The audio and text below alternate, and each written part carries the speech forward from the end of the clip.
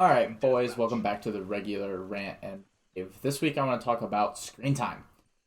There's no questions or anything, so I'm just picking another topic that kind of just came to mind. Something that I've noticed about myself, especially during quarantine. And it seems like quarantine's continuing, so it's something that I want to be a little bit better at. But I feel like I spend about, I would say, 99% of my time in front of some sort of screen. Between my phone, working, video games, and then like just straight up leisure time, movies, Netflix, TV shows, all that. I'm always in front of some sort of screen, putting my attention there. And I kind of just want to remind everybody, as well as myself, that get the hell off your screen. Do something that isn't sitting in front of a computer or a phone or something along those lines. I know something that I've been trying to get better at since the new year, and I want to continue that, is reading before I go to bed. I have a hard time falling asleep in general, let alone when I'm watching a movie or a TV show. The way my personality is, like when I start something, I really like to finish it, or I have to know how it ends or how it finishes. So I have a really hard time falling asleep when I start a new show on Netflix or a YouTube series or something like that. So I've been trying to pick up a book before I go to bed, read a chapter or two, and then that usually helps me kind of fall asleep a little bit easier. Same with my lunch break. It's really easy to go on my lunch break and get on my phone, check every form of social media 5 times, or even just watch YouTube or something like that. If you're on your lunch break, read a book, go outside, go for a walk.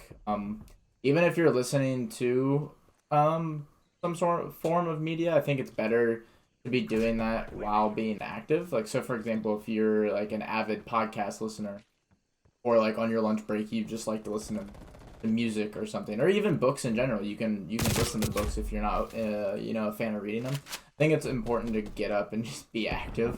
That's something that I really struggled with during quarantine. Especially being a younger age and very tech savvy.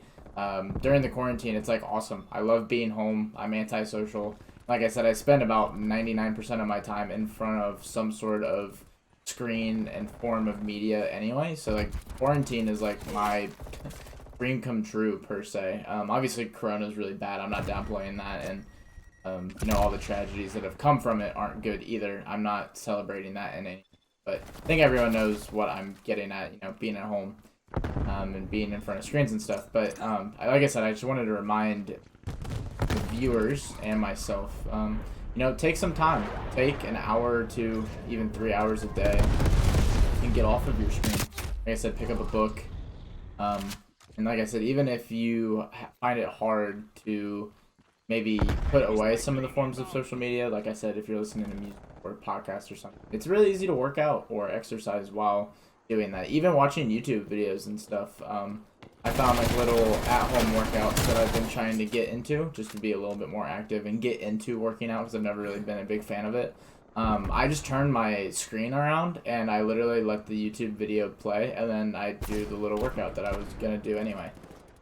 Typically when I watch YouTube videos, it doesn't really have my full attention anyway. I watch them while I work. I watch them when I'm laying down before bed. And when I'm watching them, I'm usually on my phone anyway, checking Twitter or, Instagram or Reddit or, whatever the case might be.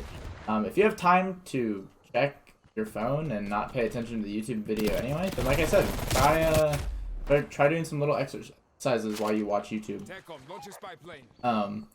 Same with your podcasts or running or anything like I said, it's just a small reminder. I think it's a lot easier said than done. I think we now live in the age where technology is just taking over, and it's really easy to have FOMO as well. I know I was thinking about this the other day. I really want to delete not all my social media. There's some of it that I enjoy, but I've noticed recently that I'm checking social media that I don't even care for. The updates that Instagram's been putting out, I personally think are garbage. I don't even use Instagram that much anyway, besides to really just post meaningful things. For example, when I graduated college, or concerts that I go to, or special occasions for like friends and stuff like that. But not like I get on there and post selfies. I'm not like an Instagram influencer, so it's not like a part of my job. I really don't need Instagram. It's literally just something that sucks time away from everything else. And same with like Snapchat. Like, I really don't like taking pictures of myself. A lot of the time I'm Snapchatting people that I'm either texting at the same time, or I just like met through another app. And a lot of the time, like when I match with people on Tinder or Hinge or something, I end up adding them on Snapchat, and then we talk for a week, and then it goes nowhere.